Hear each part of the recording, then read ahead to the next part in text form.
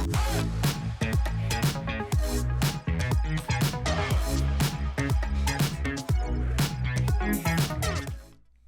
live in New York City. Not in New York City, you lying asshole. Hey, we could be in New York City. You never know. We could. He just deceiving the audience there for no reason. Live in Las Vegas, New Mexico. It's not even a place. It is a place. Las Vegas, New Mexico? Yes, I remember this, and I've looked it up again recently. There is a place, because when we traveled to Las Vegas, I got so excited because I saw on the GPS, but my dad corrected me. It was Las Vegas, New Mexico. Was Las Vegas, New Mexico like decent? Like, was it worth? I mean, it's cool that there's another like one of those in New Mexico.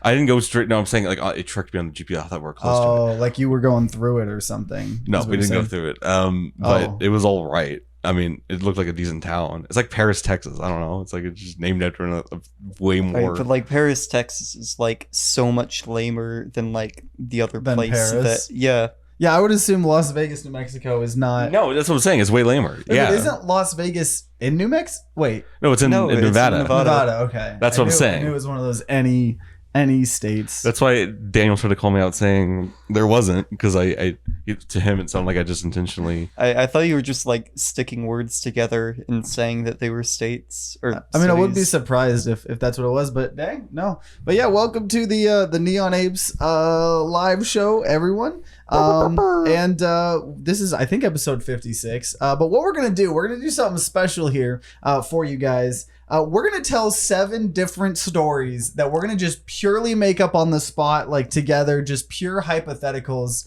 And they're going to be based on something. So I don't know if you want to touch on that. Okay. Do you guys...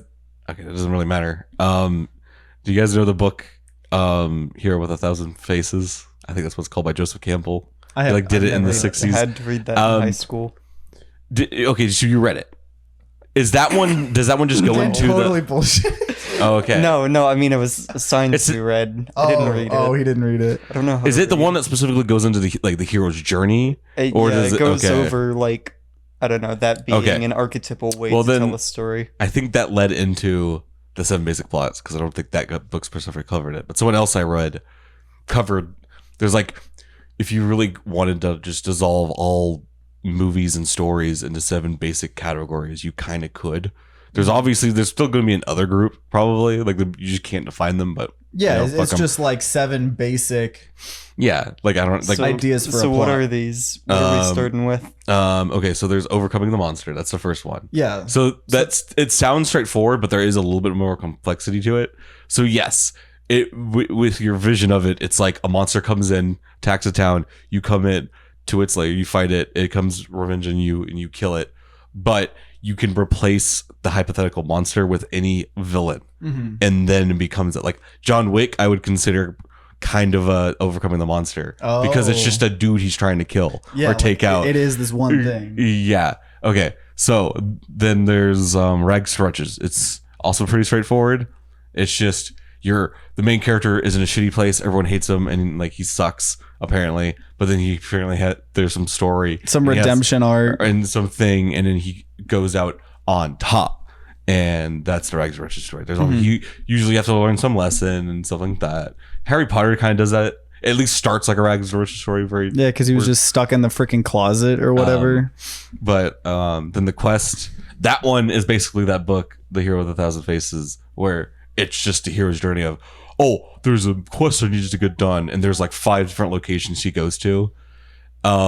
There's that, but there's other ways you can do it, like any traveling movie. Yeah, I mean, all those old like Odyssey type, things are obviously quests.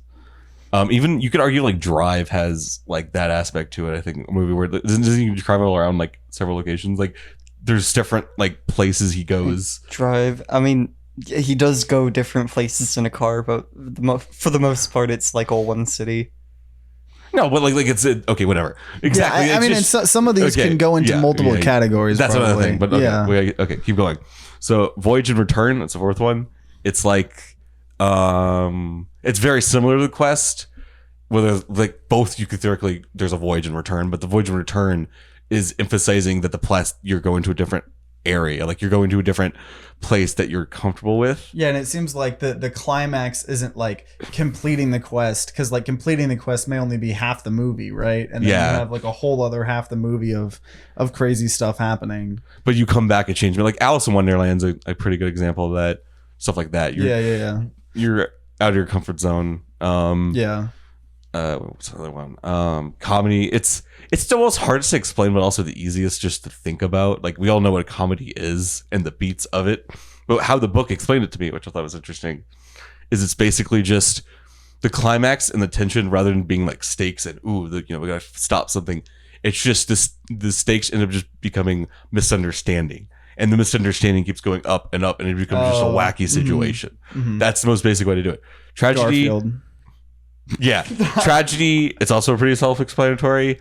It's kind of like the anti-rags to riches. It's like the opposite, yeah. Where it's a dude, he has everything, or maybe he doesn't. Like Tommy Wiseau, he's a Chad, and then his girlfriend just keeps cheating on him, and it's just, he just eventually takes his own life. Cool set, man. So, like, Tragedy is pretty straightforward. And then Rebirth... That's just like what someone like just going through one of those like lessons, but like just what completely like changing or like I guess it's the most complicated one. It's a story of reinvention and renewal. These both start off with tragic tones to blossom into happy endings. I think the difference is Rebirth is it's a neutral thing because Rags to Riches is positive, and Tragedy is always negative usually. I think Rebirth is like it starts out as a tragedy, like. Oh, like you were in an accident and you're crippled, but then you meet another crippled girl. It's a rom-com. I think it's like that, where like you learn to love. I think that's what that was the weirdest like story. That was a very like weird specific example. The name, the story generator in my head there made a weird one. But okay, we went through all of them. Those are the 7 like basic plots for for stories. And so what we're gonna do is we're gonna shotgun through, probably only like do like 4 to 5 minutes for each story. I don't really know how math works. Maybe about that. A number of minutes on each story, trying to make up a hypothetical. And at least how we're gonna start this off is we're gonna each have about like 30 seconds. So I guess try to keep it to like I don't know, 3 to 4 sentences. I don't really know how to time it because the time's really small. So I guess we'll start with you, Dan, and we're going to start with overcoming the monster. So we're going to try to tell you guys a story about, I don't know, overcoming some sort of monster. It could be any. What's the hypothetical monster then? Who's the villain? Okay, well he doesn't. Well, I mean, you're probably going to introduce it, but yeah, I mean, yeah, Okay. So whenever you're ready, I totally put you on the spot, but all right. So wherever you live, the POV character in this story is the person reading. What is that? Is that first person? Yeah. Okay. Well, I guess so. Okay, Matthew shows up at your house, bloody with a knife, and he explains that he needs your help defeating a great evil, and he won't describe what it is. Just that he needs your help, and he can't stop emphasizing how much you have to trust him, right? And he's like building you up. I love this. And Well, keep going. Okay.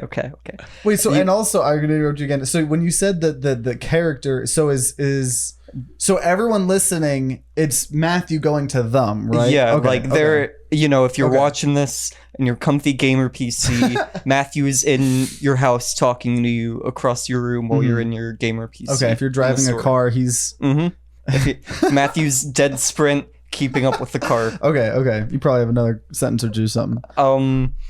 Okay, so Matthew, he's trying to convince you to join him. He says he's doing good work and that you could do good work too. I don't know how this is gonna. Okay. I'll take this. Started trying to do a Matthew-centric horror story. Okay, so so Matthew has already convinced you, right? And you start to try to be like, nah, I need you to explain kind of more what's happening. And Matthew looks you dead in the eyes, and he just says no, and gives it one of his Matthew signature winks. So you inevitably decide to go with him, okay? And so he has his car. If you're driving, and listening to this podcast, you park, you get in his car, and you are now on the road with Matthew, and he will not say a single word. He is just dead set driving. He's consistently going exactly 17 miles per hour over the speed limit. You're actually pretty impressed because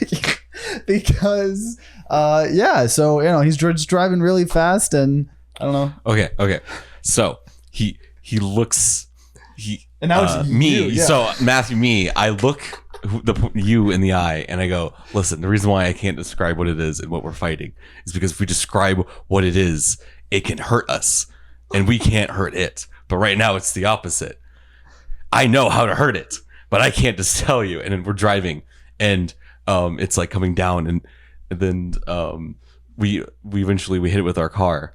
But then I realize as I'm about to hit, I'm like, wait, I just described how to do it. And so as I hit it, it crashes the car and it goes over. And when both of us like still attached to the seatbelt, the monster grabs me and like takes me away and you hear me scream. And now knowing you still are able to hurt it, must continue into the woods after it to kill it before it can hurt more people. Or I guess not hurt more people. Because go on. We made a pretty good like SCP game pitch here. Okay, so take it over. Okay, wait, are we still doing the same theme, or are we advancing themes through each rotation? No, this is all overcoming the monster. Okay. Yeah. So, bruised and bloody from your confrontation with the beast, whatever it is, you stow off into the woods, and Matthew's spirit shows up and narrates crafting mechanics to you. He's actually very obsessed with making sure you know every intricate detail of crafting mechanics. Wait, so Matthew, sorry, I missed the first part. No, Matthew came out of the woods? No, his spirit is giving a crafting mechanics lesson right now. Okay. And while, trying to get through this, you stumble across what looks to be a suspicious-looking cavern with a suspicious-looking set of tracks leading into it. You know that you could stay in the safety of your newly made home, which you made during the tutorial that Matthew was giving, or Spirit Matthew was giving you, or you could press on and defeat the monster in its own base. So that's where the story's at. Okay, so you inevitably, because whoever's listening or watching, you decide to just try to be comforted with your life. You decide you don't want to take part in this grand journey, this grand quest, whatever it is. You just are very content. You feel very at home and peace in this house. And a couple weeks pass. Honestly, you have started to forget about your previous life, about the situation with Matthew, and all of a sudden you see Matthew knock on the door, and he you open it up and he's like, dude, we gotta fight something. Dude, I can't tell you what's happening, but you need to come with me. And like you kind of like you started to like forget kind of what's been happening, but you start remembering like wait, like I feel like I wouldn't have like forgotten about this. Like, why does this memory feel like so distant? Like what is happening? But either way, you agree, and Matthew takes you in another car ride, and that's where we're at. Okay. And I explain the same thing, where the reason why I can't describe it, I do the same thing. But this time, halfway through it, you realize who the real monster is. And you purposely turn the car. And because you haven't described how the rules work, you don't get hurt by the car rolling. But me, the driver, does. And again, is almost dead on impact. You have to strangle the last living breath at me.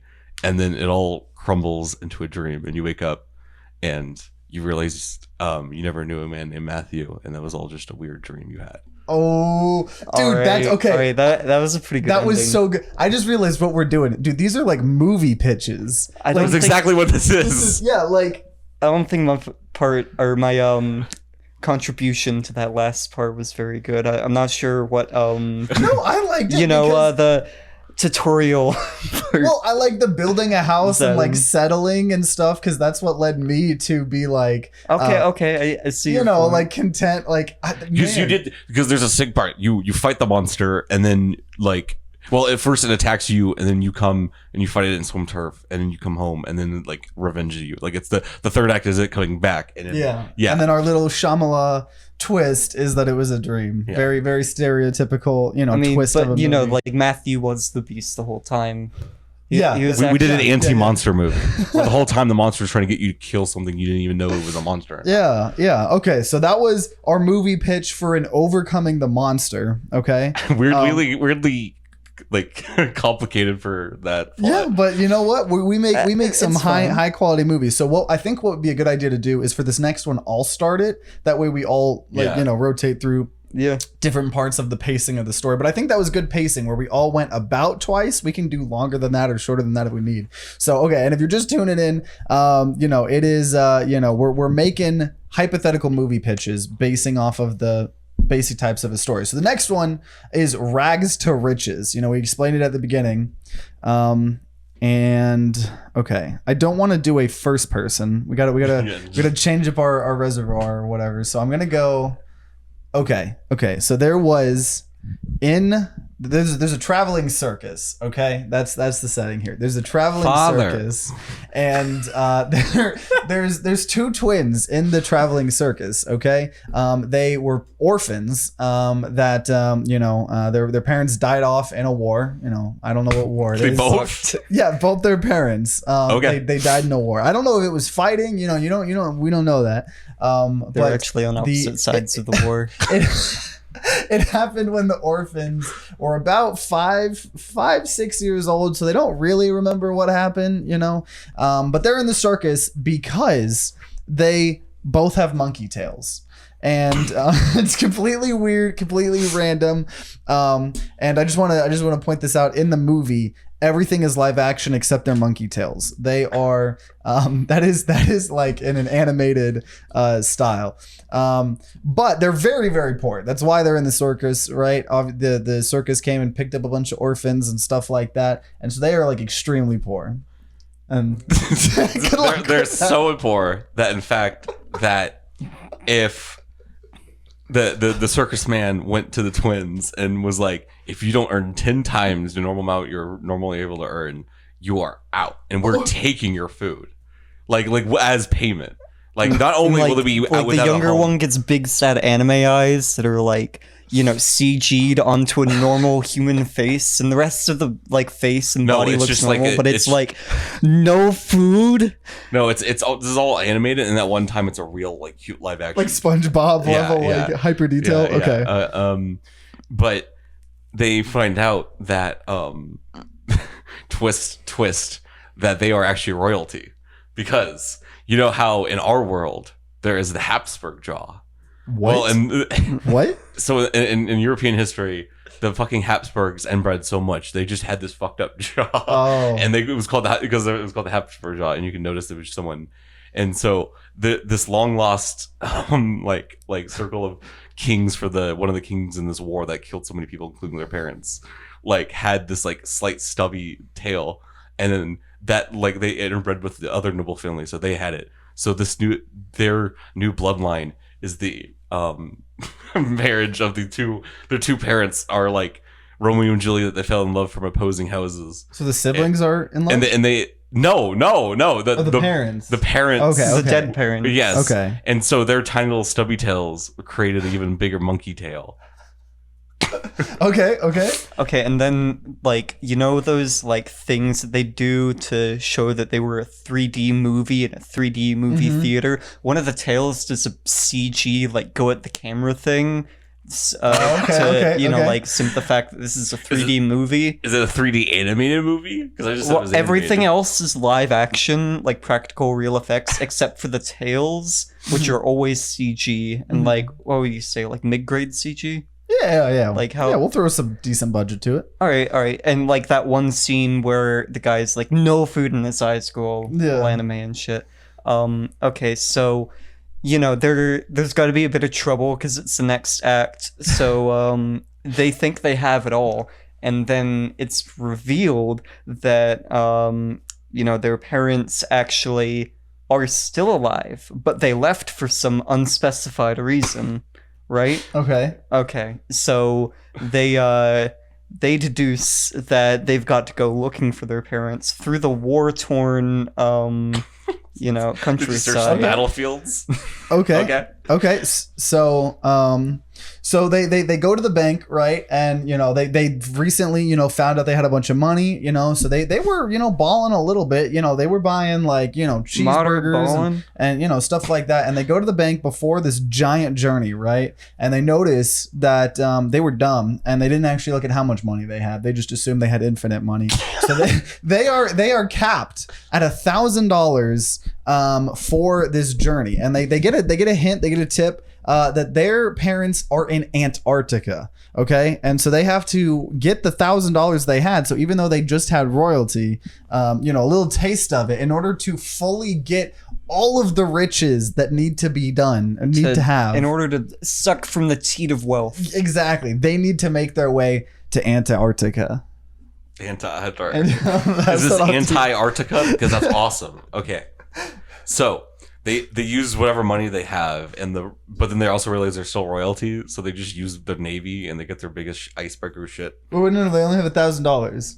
What do you mean they only have that? Wait, okay, so that's what my whole part was. Okay, they only realized they only had like 1,000. Do they only have so can they still hire a ship to go there?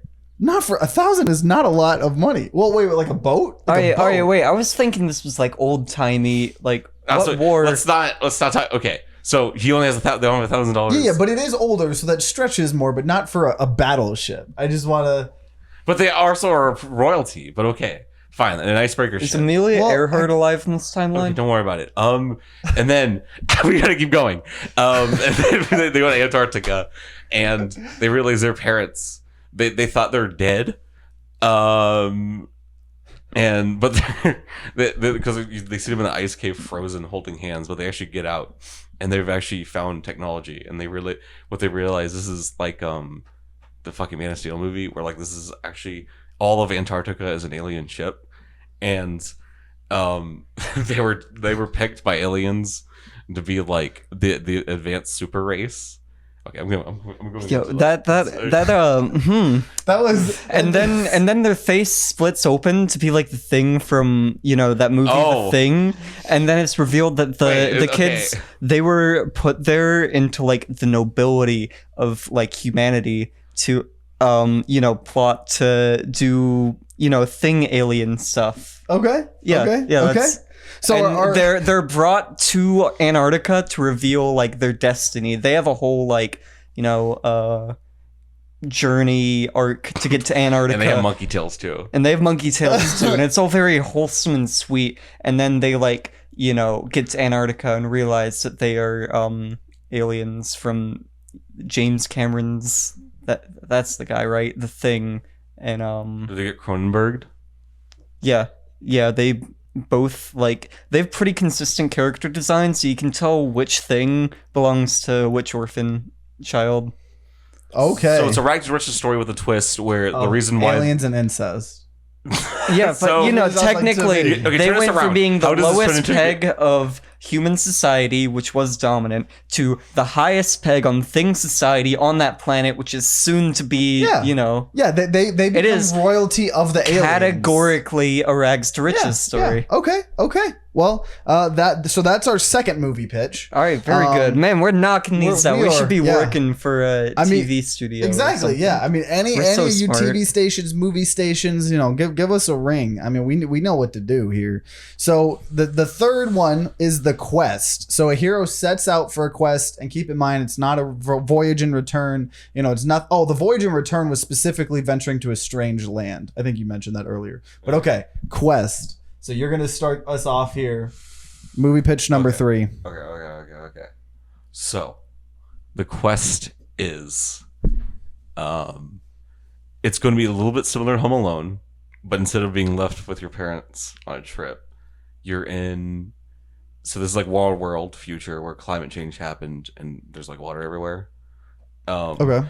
And your high school is going to go on a field trip across to underwater New York, but you got left behind because you slept in, and you have to you live in like the flooded version of like the Gulf of Mexico, So you basically have to travel like thousands of miles of ocean and like go underwater and like explore like.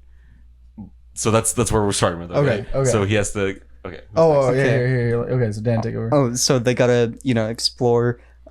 So wait, where are they? Where are they It's starting? apocalyptic U.S. that's flooded because of climate change. It's your idea of like what that would look like, how much land's left.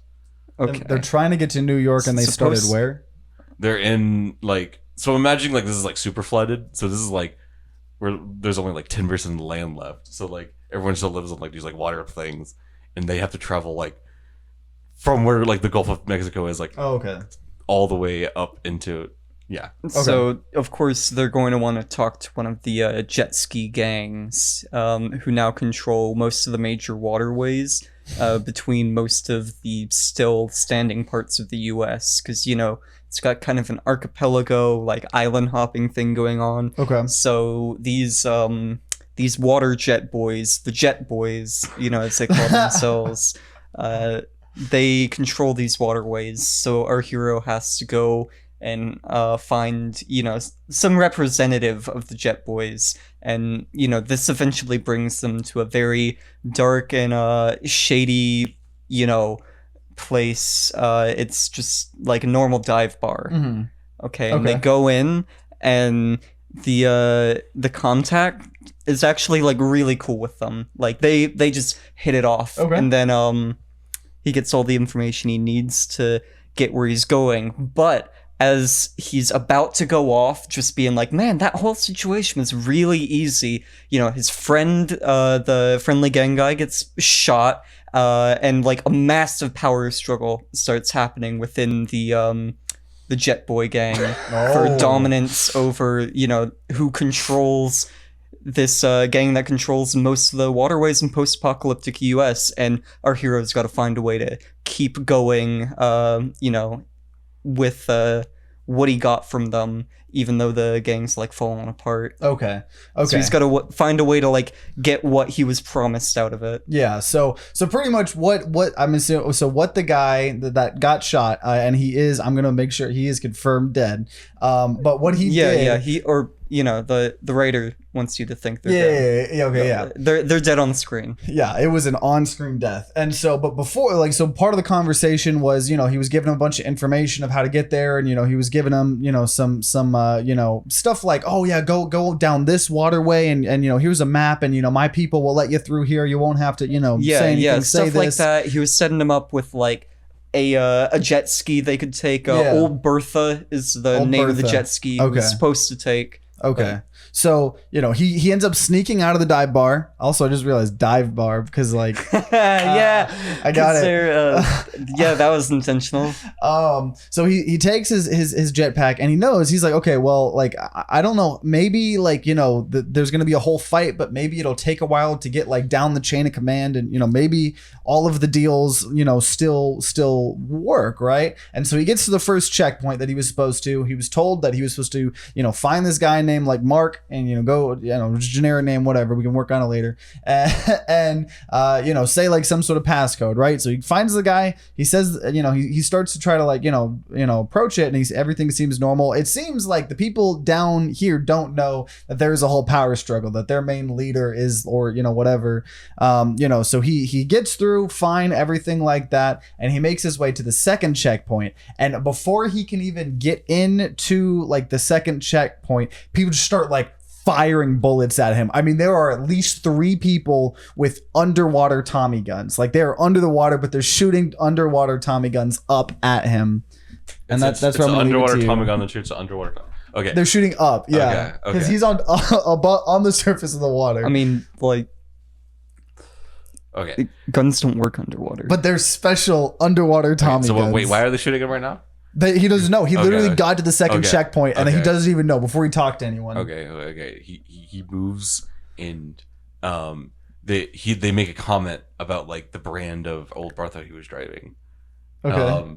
And he realizes that this power struggle isn't based on like race or like faction or like anything like that. It is based on brand of the fucking jet bikes they use. They just got really mad. They had a civil war about it. Okay. And so that's why these guys are shooting at them, because they disagree with that, and so he has to escape, and that's the first area. And then but he gets shot during that, and he gets saved, and he finds that he was saved by the this equivalent of like underwater people that are like evolved, even though it's only been like 100 years, but they became one with their jet. Yeah. And have like actual parts of the jet incorporated into them. They just and, okay, it's like cyberpunk. Yeah, they just have like. And we're putting all the budget in the CGI here, so just imagine the best CGI you've ever seen. Very good. Well, I don't know. I want to go with practical effects. If we're having like jet people. How do you practical effect that? And I'm thinking it should also be kind of like body horror-y, where like it's like there are certain, it gives them an inch on their neck. They're just like an inch taller, and they have just like this. Yeah, they should look like a little bit uncanny because they are like people, and they're that like are the smokers like, where they have to speak through the things. They're like, okay. But anyway, so it's a cool world building thing. Yeah, so they meet these guys, and they're like, here, we will show you the way. And the hero person has like a Zuko firebending with dragons moment where he's like, oh my gosh, I was so concerned with which jet ski was cool and which jet ski wasn't cool. I didn't stop to see like we're all jet skis. Life is a jet ski. America's a jet ski. One big jet ski family. Or he has revelation, and this gives him the power to transform like the water people. And he has like a Bioshock plasmid like transformation scene he can do where he can turn parts of his body into like jet ski shit. And he resolves to use this to get to New York. Okay. He screams the whole transformation. Oh, like it hurt? Yeah. Okay. So that's actually why a lot of people are like that, because it hurts, but it hurts even worse to go back and like transform. Okay. So it's a complicated society. Why do all of our stories have a weird dark tone to them? I don't know, man. But so either way, he gets to New York. That was his plan. He gets there, right? And all of his classmates are normal humans. They are in their little human bubble suits because it's they're underwater. They can't speak, and they all look at him in absolute disgust. I mean, they start screaming and crying. And that smiling friends scene where like they walk in and what's his name? The red guy, he's like crucified, and then the little the short people screech. Yeah, they're going. Yeah. So the teacher pulls out a underwater magnum. So he had the underwater Tommy guns. We're bringing it back, an underwater magnum, and just shoots him in the head and kills him. And so the twist is it's the same brand of Tommy guns that the people up above had. So there's some sequel bait there. Any fucking sense? It was a quest. He went to a quest to New York and he made it. This is like a dog is dead quest, or I don't know. So that's the story. Good story. Good story. All right, number 4. So number 4, I'm gonna switch the order of these because that one might be a little bit similar to the quest. So we'll return to it, but we're gonna go to number 5. I think it's probably a fair thing to do. Fine. And it's a comedy. So a light and humorous story with a happy and cheerful ending. Shit. Who's starting? Okay. Is it? I don't know if I need to agree. I mean, I'm sure like the base form it needs to be a happy ending, but I think comedies can have like yeah. I mean, we've twist ended the crap out of all of these. I don't think any of these actually qualify. But so I think Dan, it's your turn to start it's a comedy. An animated just modern adult animation show. Okay. And the main character is like stock Western guy, and it has the voice actor for like Jerry.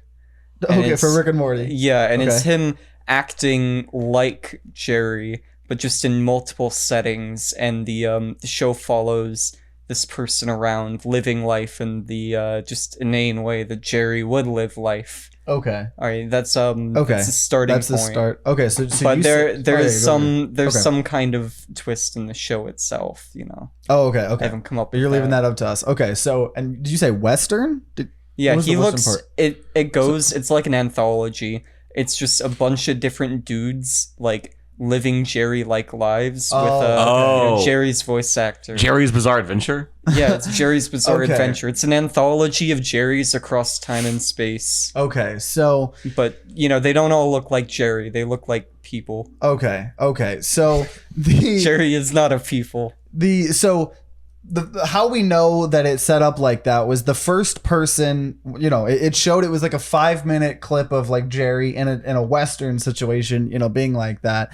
And, you know, he ends up being a Jerry. He ends up just being absolutely helpless. And he, you know, goes to sleep, you know, crying, sad, whatever. He's helpless.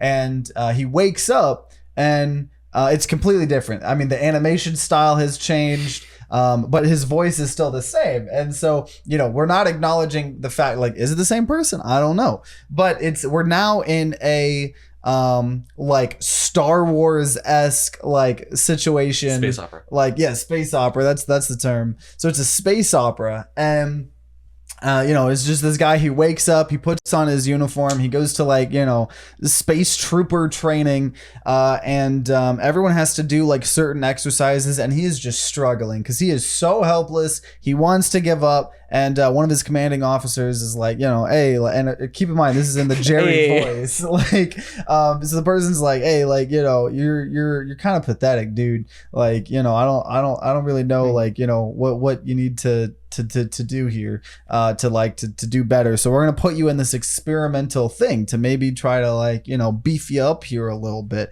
And so he Jerry's like, okay, I mean, it's whatever. And so he's just content with his life, you know, his kind of unhappy life, and he follows him into a room. You follow wait. He follows the commanding He's gonna officer get like into the moon. Captain America. Okay. He's like, And it's listen. Jerry. And okay. He's like, listen, Jerry. We gotta go fight the. I don't know why I'm speaking like Rick from Rick and Morty. We gotta go fight the space people attacking. But you're so mediocre at everything you do. We can morph you into anything. So we're just gonna stick you, Clockwork Orange style, into like a training thing that just makes you shoot bugs. And like we'll give you all the fucking equipment to do that. It'll give you all the bug spray you need, and you will be the perfect bug killer. And he's like, I don't know if that'll work because I don't like bugs. I don't like to kill them. He's like, And then laugh track. yeah, and then That's the only laugh track in the entire movie. and then That one time. but like you think it'll end there, but then it keeps going for like 10 minutes of them attempting to train him to fight bugs, but then the bugs actually attack the moon, and he ends up befriending the queen who was injured, and it like develops like a passive aggressive relationship just like Jerry has in Rick and Morty with Beth, but like it's a hive queen. He just becomes the queen of the bugs. Yeah, and he develops like a beta like relationship with it. Okay. And that's the ending of that comedy skit. Okay, Next one. I mean, yeah. So that's where we're at. So whether you want to end it and start a new one, but you got to like have a transition, or if you want to continue that. Okay, so We're about halfway in the movie now at this point. you know this. Okay, halfway. And have we been tracking this one Jerry's story? Yeah, it was the one Jerry for 5 minutes, and the rest of it has been this Jerry, the space opera Jerry. And like smash cuts to another Jerry just going about their day, like right as it seemed like you were gonna get some emotional closure from the last story. They do a hard like cut and make sure you get nothing from that, and are just kind of left unsatisfied, Jerry way. And you know, it goes to another Jerry who's trying to get his blender to blend, but it's not blending, and he bothers every single member of his family trying to get the blender to blend, but it's not blending. And you know, he starts calling up friends to try and get the blender to blend, but it's not. No, I'm just saying words right now. No, that's great. That's so, because like it just went from this like space opera stuff. Okay, it's not my turn. But okay. So it's this other Jerry, and he's just been trying for at least 5 minutes to like get the blender to work. Okay, and it's very comedic. You know, this is a comedy, very comedic, and so he freaking like he's like, okay, I'm so done with this. I'm gonna like throw the blender at the wall. Okay, and he throws it at the wall, and the blade comes spinning out and hits him in the head, but he doesn't die. He collapses. They take him to the hospital, and all of a sudden, he is no longer like Jerry. He is like the most Chad of all. Oh, he's Chads. fitting his gauge. Like of all time. And I'm gonna let you. Okay, yeah. So not only is he way more for like charismatic and charming. He did like the Spider-Man glove thing where like he woke up like super ripped for some reason, even though he just got hit in the head. You don't know why. That was pretty weird in Spider-Man. That happened. But Jerry is, when he's super Chad, everyone else like realizes that like he's too annoying about it, and like he's almost in a way somehow Jerry'd being a Chad, and that like he's always talking about how cool he is, and like they realize they need to turn him back. So what they do is they leave out what the fuck would Jerry get addicted to eating? Well, it's no longer. It's like a Brad cherry. Oh, that's a good point. So maybe like some pre-workout powder. I was gonna say they're tricking with Fig Newtons. I don't know. They just because that seems like a Jerry thing to get addicted to. Like at its core, Jerry. Yeah. Okay. So they just give him they trick him and he eats like a bunch of like Fig Newtons and he gets like he loses his body and he loses his confidence. He's back to Jerry and they all love him that way. And then that's how that skit ends. Okay. So now either that can be a great ending and we can not acknowledge any of the other like weird Jerry stuff, or do you want to try to tie it all like together, or okay, so you know, as the laugh track plays, and well, I guess this is the second laugh track happening and that closes his story. Okay. The anthology is revealed to be like Beta Bug Jerry, who's at this point like, you know, fully I guess, I don't know, integrated with like the bug is he dating the queen? Yeah, pretty much. Okay. It's, you know, just what Bug Jerry has done. Okay. And, you know, it's revealed that most of this anthology has been just like Bug Jerry, you know, watching cable or something. Oh my gosh, like interdimensional cable, like, but it's like for Jerry's, and oh my gosh, he's been flipping through the channels or something. That is okay. So that was a good one. Also, for any of you guys tuning in, if you guys want to potentially throw any things that are in our hypothetical, so we're just totally making this up on the spot. If you have anything that you want us to maybe include in it, you know, definitely feel free to, you know, put it in the chat or anything. That was a comedy? That was the comedy.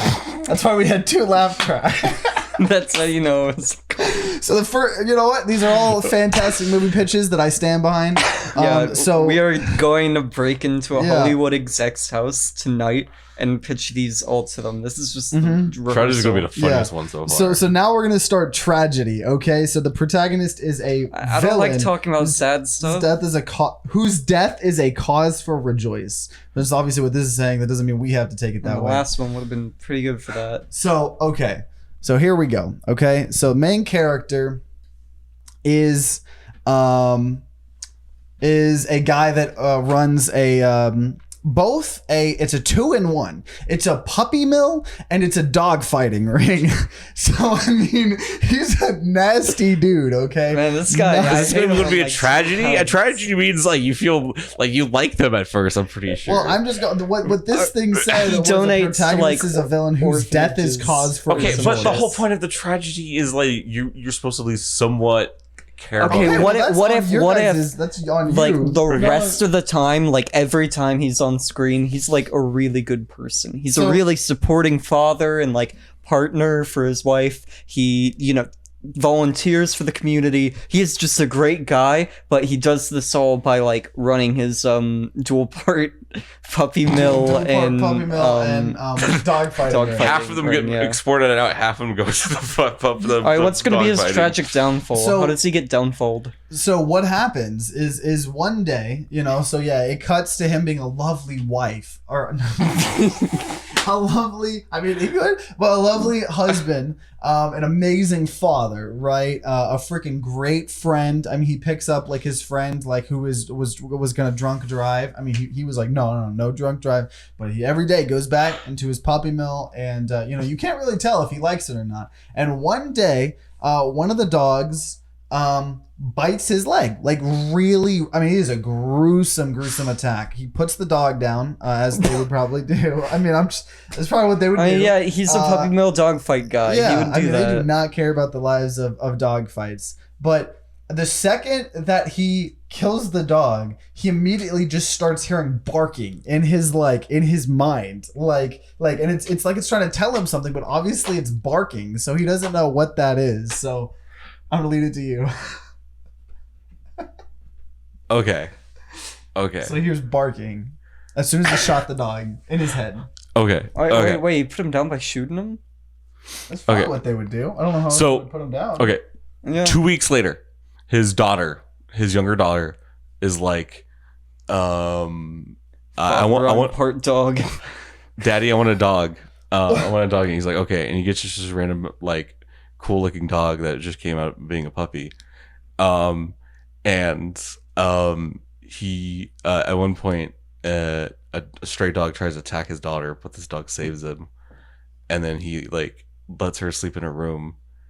And then later on, though, he finds out that his older son, his eldest, was killed last night.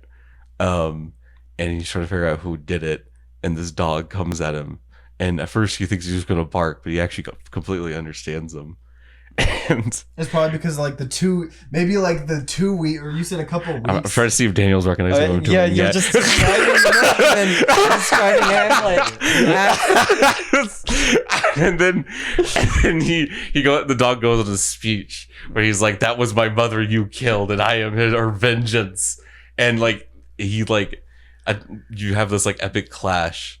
But like throughout the house, you're just destroyed. All right, the man and the dog know they are fated to fight, but not here, not by the bodies of family. They go to the dog fighting arena where they will have their final confrontation as man and beast to see who will like triumph over the other. And they both kill each other because we're ripping enough off of Hamlet. We gotta rip the ending off too. Yeah. So okay. Well, yeah. No. Okay. That was our tragedy. That was our tragedy. That was very. I mean, it's probably helped that we just stole from another movie. I mean, that's what I was saying. It's all 7 basic plots. Yeah. The Northman was just Hamlet.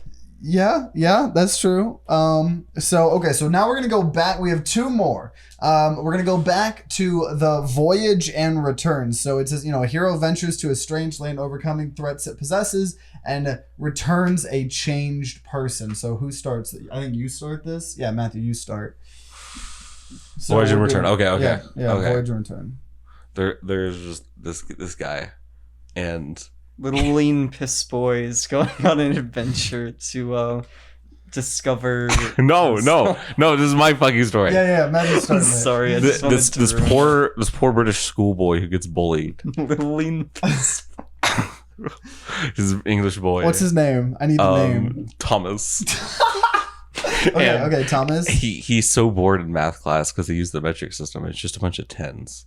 But then he learns in a book that in America they actually have this really cool system called the imperial system, and he asked for a summer trip to go there and learn their like mathematical like system, and he falls in love with it. And like this is just his way of getting into American culture, is he just gets into like every aspect that Americans love, or like kind of like, so he like gets really into football, but like our version of football. So when he goes back to England, like his voyage is coming back, and he becomes just like a super American stereotype. But he's supposed to be British, and that's the story. But like I guess when he's in America, he loves like how like quirky, like it's so many interesting different numbers rather than just tens and hundreds. It's 12s, and like, but everyone in America is just wondering why he's like that. And then he the imperial measurements. And then at some point he's watching football, and he learns about Colin Kaepernick kneeling for the flag, and people tell him he disagrees in America, and he just can't have it. So he thinks, I don't know what I'm doing this. I don't know. Here, give it to Dad. Daniel. I give you a fucking. He has to have like a whole identity crisis to figure out, because he's an Ameriboo. He will tastelessly and shamelessly simp for anything American, but even America itself doesn't know what America is. So he goes throughout like more and more the US to try and discover like what America is, and he he goes to like a small town and goes like hog hunting in Arkansas. He goes, I don't know, he does Americana shit, Yeah. And by the end of it, he's getting ready. He's been around the world. He's gonna go on one final journey up to a place he's heard of called California. It's very far out west, and it's gonna be where he goes next. And he's on a train inbound to California after having all this American life experience, and like he's learned about Colin Kaepernick and all that. Now he's a true Ameribu.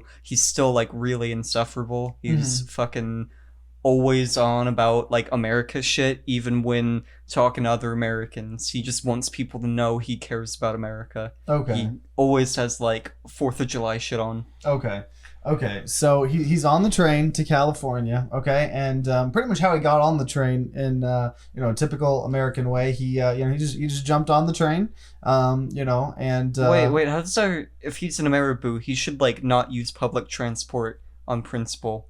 Well, So, I could say he wanted the lower income, but I don't know. Like part of being an American is right. having an irrational fear of just effective public transportation. Okay, so he Ubers to Good. That is efficient. I believe this story we're now. retconning it to he's Ubering to California, okay? And He has a $800 fucking Uber bill when he gets there. Yeah, and so he's driving there. And he's sitting in the passenger seat. It's him. He did one of the Uber SUV things to save money in a typical American fashion. And so he's sitting in the passenger. The guy's driving, and there's 2 people in the back. Okay, and they're all just absolutely shitting on America, like terribly. Like they do not like America. They want to go somewhere else, and he gets really angry. So he starts getting in a very heated discussion and argument with everyone, and the driver ends up being really distracted and ends up totally like crashing the car. Okay, and so a terrible accident. I mean, they are all in the hospital, and he's there for several days, and they had to do small minor surgeries, and at the very end he gets a bill from the hospital, and it says that he owes the hospital like $700,000. And so he, now realizing how shitty America is, at least in that regard, needs to get back to his home where he can just be normal metric. Also, this is a schoolboy. This is a boy named Thomas. I don't know how he's doing all this, how he has money. Either way, he's probably rich. He needs to get back. So how does he get back? Voyager. But return. America's spent so much of his time, it's not going to let him go easily. Yeah. Like, a lot of American things are going to come out to stop him. He's going to get stopped at the airport because he has a suspicious item in his luggage. It's going to be like a candle or some shit. Oh, Probably bought a couple guns. But then he found the greatest quality of America so far, the free market, and he goes on Craigslist for any pilots willing to fly him to Britain, and he with no questions asked, and he goes with crutches included into he stole from the hospital. He uses his Second Amendment right to hijack a flight going to Italy can get Oh my, that tweet, I see that all the fucking everyone reposts that tweet so much. That's my favorite gun argument take. It's so dumb. So he makes it there. Happy story. Yeah, happy story. And he's learned, and the moral of the story is he's learned. There's some good aspects of every culture, and you gotta just not like be super elitist about. I don't know. Especially when your country doesn't have healthcare. Public healthcare. Okay, so.